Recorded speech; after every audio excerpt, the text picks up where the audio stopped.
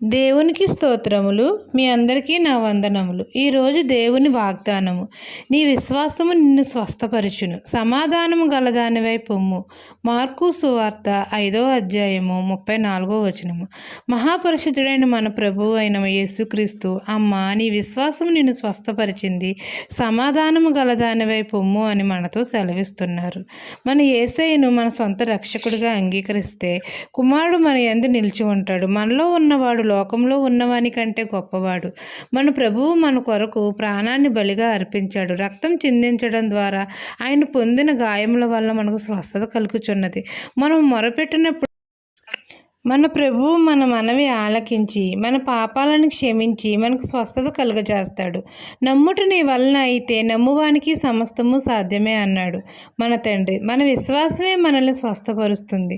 ఎటువంటి కుదరని వ్యాధి బాధలైనా ఆయన నోటి మాటతోనే మనకు విడుదల కలుగుతుంది, మనకు స్వస్థత కలుగుతుంది.